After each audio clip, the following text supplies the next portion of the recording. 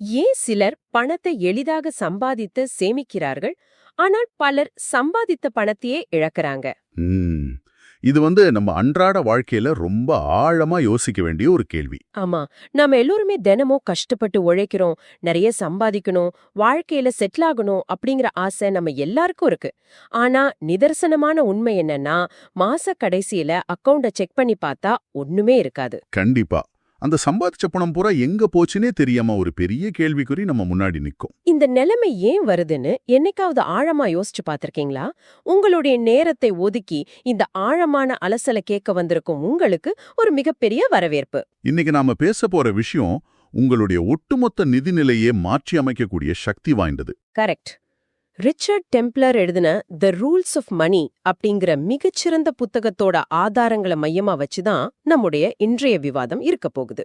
அதாவது ஆரம்பத்திலே ஒரு விஷயத்த நாம ரொம்ப தெளிவா சொல்லிடுவோம். ஆமா, சொல்லுங்க.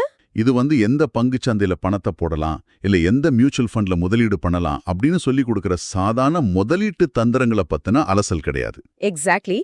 அதையெல்லாம் தாண்டி பணத்தை பத்தின நம்மளோட அடிப்படை மனநிலைய, அதாவது நம்மளோட மணி மைண்ட் செட்டை எப்படி மாற்றி அமைக்கிறது அப்படிங்கிறதுக்கான எளிய விதிகளை பத்தி தான் இன்னைக்கு நம்ம தெரிஞ்சுக்க போறோம். பணத்தை பத்தி நாம பேச ஆரம்பிக்கும் போதே நிறைய பேரோட மனசுல வர்ற முதல் எண்ணம் என்னன்னா, செல்வம் அப்படிங்கிறது அதிர்ஷ்டத்தால வர்றது அப்படிங்கிறது தான். ஆனா அது உண்மையல்ல இல்லையா? கண்டிப்பா இல்ல. செல்வம் அப்படிங்கிறது அதிர்ஷ்டம் கிடையாது. அது ஒரு ஒழுக்கம், ஒரு டிசிப்ளின். அந்த டிசிப்ளின் நிறைய பேர்கிட்ட மிஸ் ஆகுது. ஆமா, நம்ம எல்லார் மனசுக்குள்ளேயும் நம்மளுக்கே தெரியாம பணத்தை பத்தின ஒரு ஆழமான நம்பிக்கை இருக்கு. இத உளவியல்ல செல்ஃப் ஐடென்டிட்டி பிலீஃப் சிஸ்டம் அப்படின்னு சொல்லுவாங்க. அதாவது அந்த நான் மிடில் கிளாஸ் அப்படிங்கிற மாதிரி ஒரு எண்ணம். சரியா சொன்னீங்க. நான் ஒரு மிடில் கிளாஸ் குடும்பத்துல பிறந்தவன், அதனால எனக்கு இவ்ளோதான் கிடைக்கும் அப்படிங்கிற மாதிரியான எண்ணங்கள். இல்லனா பணக்காரங்கள்லாம் மத்தவங்களை ஏமாத்தி தான் சம்பாதிக்கிறாங்க அப்படிங்கிற மாதிரியான சில தவறான புரிதல்கள் கூட இருக்கு. உண்மைதான். இந்த மாதிரியான மனத்தடைகள் தான் நாம பணத்தை ஈர்க்கிறதையும் அதை நம்ம கிட்ட தக்க வச்சுக்கிறதையும் தடுத்து நிறுத்துது. அப்போ இதை எப்படி மாத்துறது?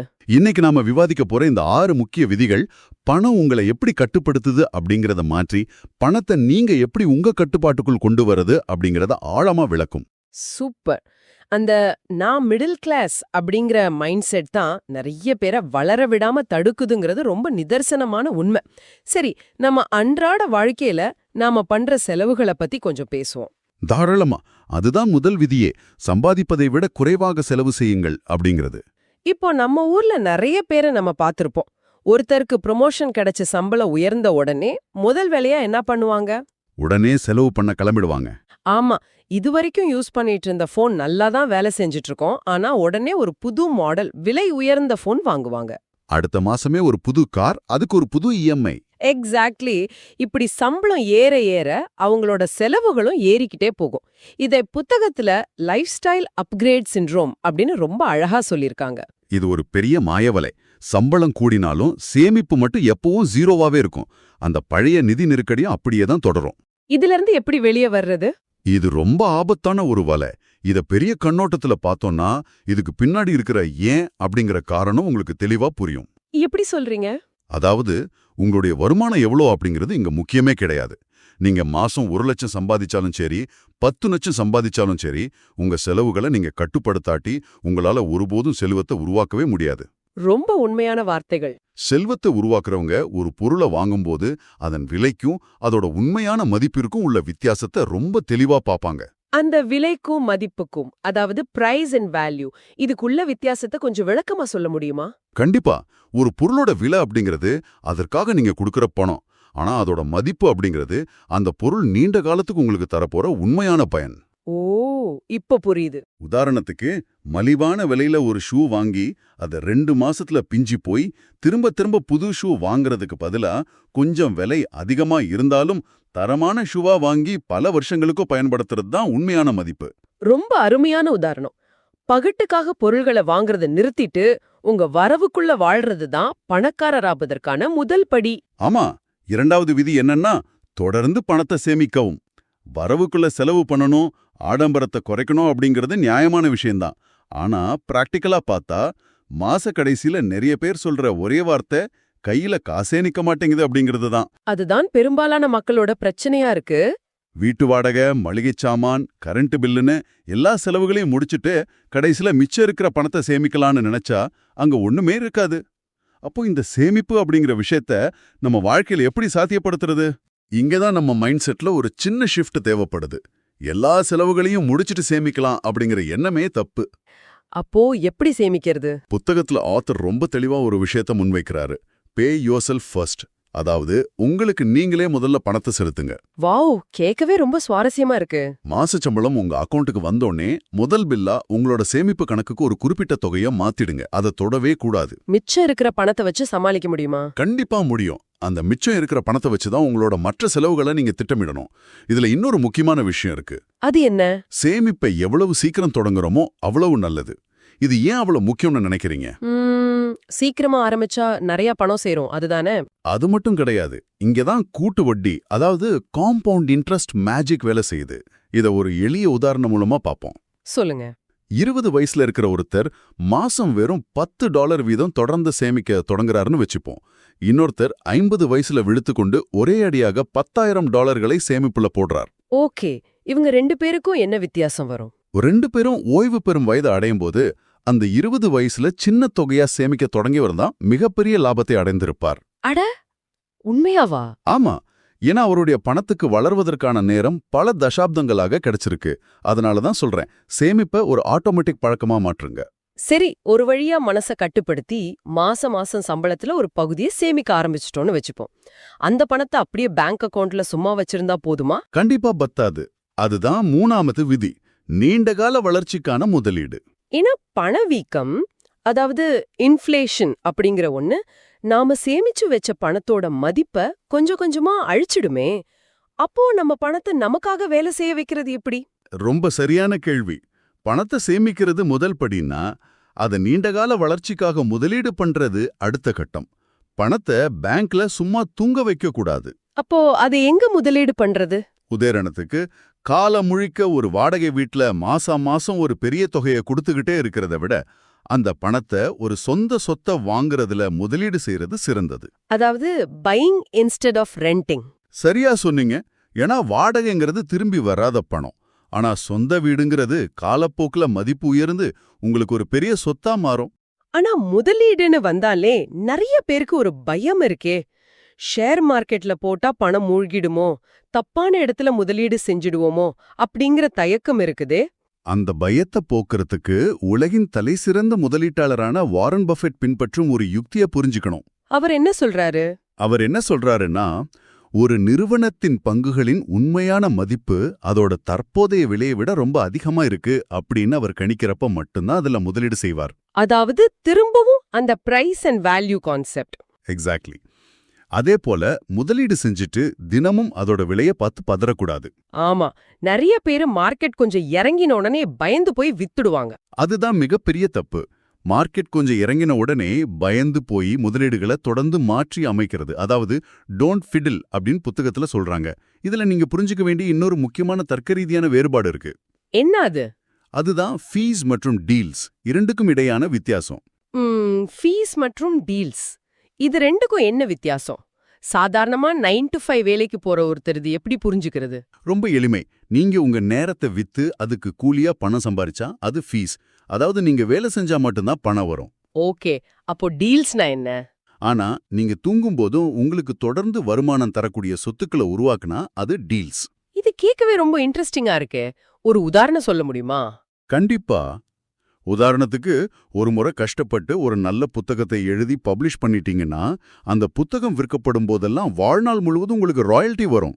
உண்மையான செல்வம் அப்படிங்கிறது இந்த டீல்ஸ் மூலமா தான் உருவாகும். தூங்கும் போதும் பணம் சம்பாதிக்கிற கான்செப்ட் கேட்கவே ரொம்ப ஆச்சரியமா இருக்கு. ஆனா இந்த டீல்ஸ் எல்லாம் உருவாக்குறதுக்கு முன்னாடி நடுத்தர வர்க்கத்து மக்களை அழுத்திக்கிட்டு இருக்கிற ஒரு பெரிய பிரச்சனை இருக்கு. அதுதான் கடன். ஆமா, அதுதான் நம்முடைய 4வது விதி, தேவையற்ற கடன்களை தவிர்க்கவும். இன்னைக்கு நிறைய பேர் கிரெடிட் கார்டுகளை கையில வச்சுக்கிட்டு தங்களுக்கு தேவையே இல்லாத பொருட்களை எல்லாம் வாங்கி குவிக்கிறாங்க. அது ஒரு பெரிய வியாதி மாதிரி பரவிட்டு இருக்கு.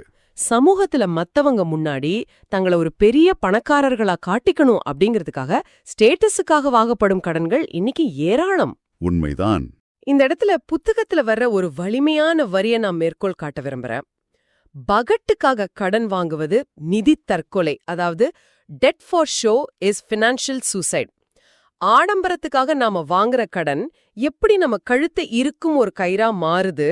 கடன் வாங்குறது அப்படிங்கறதோட உண்மையான அர்த்தத்தை நிறைய பேர் உணர்றதே கிடையாது. கடன் வாங்குவது என்பது உங்களின் எதிர்கால வருமானத்தின் மீதான உரிமை கோரல். ஃபியூச்சர் இன்கம் மேல ஒரு கிளைம். கொஞ்சம் விளக்கமா சொல்லுங்களேன். அதாவது அடுத்த 5 வருஷத்துக்கு நீங்க தினமும் காலையில எழுந்து கஷ்டப்பட்டு உழைச்சு சம்பாதிக்க போற பணத்தை இன்னைக்கே இந்த நிமிஷமே நீங்க செலவு செஞ்சிடுறீங்கன்னு அர்த்தம்.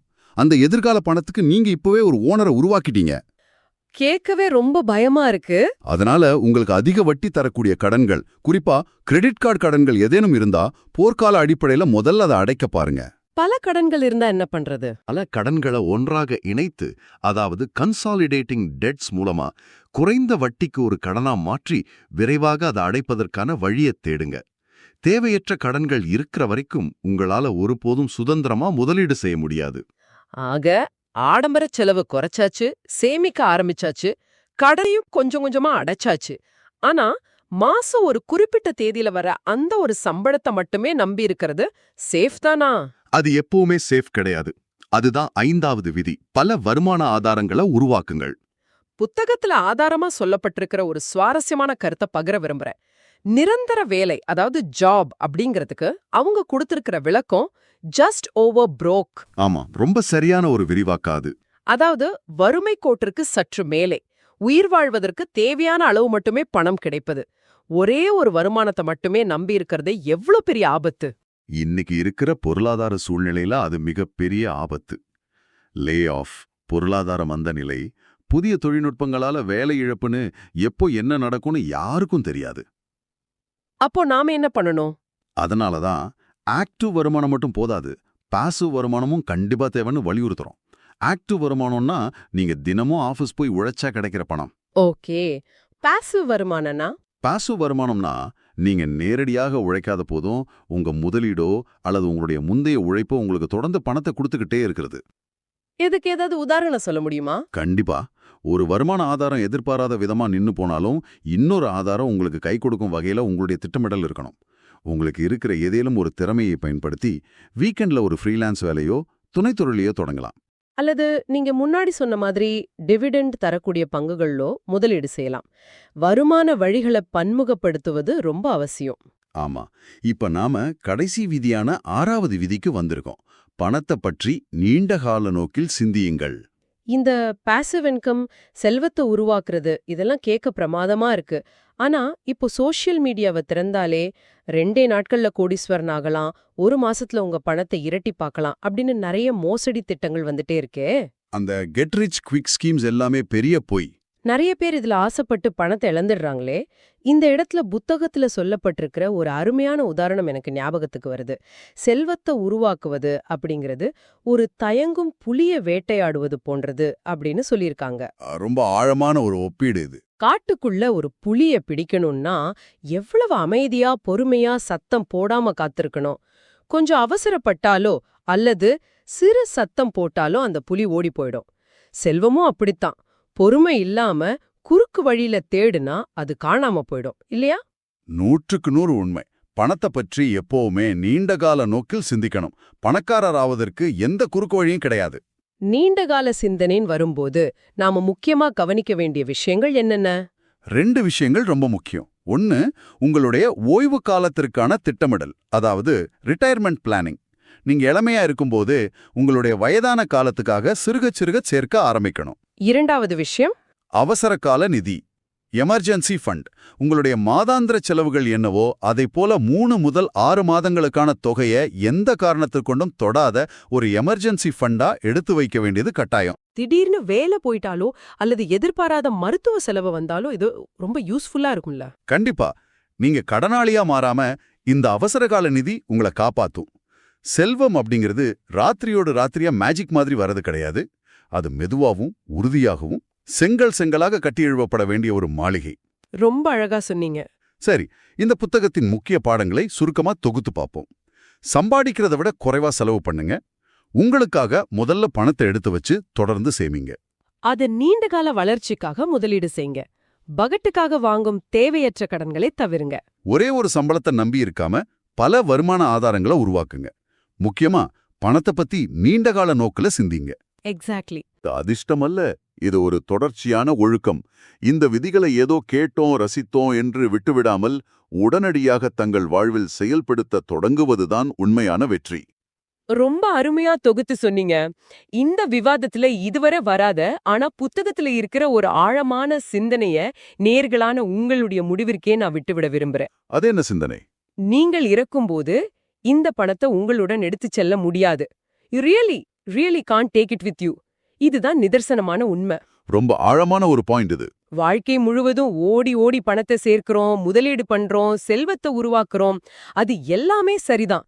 ஆனா அந்த பணத்தை வச்சு இந்த உலகத்துல உங்களை சுற்றி இருக்கிற மக்கள் மத்தியில என்ன மாதிரியான ஒரு தாக்கத்தை ஏற்படுத்த போறீங்க? கண்டிப்பா நம்ம சேர்க்கிற செல்வம் மத்தவங்களுக்கும் பயன்படணும். நீங்க விட்டு செல்ல போகும் அடையாளம் என்ன? பணத்தை வெறும் எண்களாக பார்க்காமல் அது உருவாக்கும் மாற்றமாக பாருங்கள் என்று சொல்லி உங்களை சிந்திக்கத் தூண்டி இந்த ஆழமான அலசலை நிறைவு செய்கிறோம்.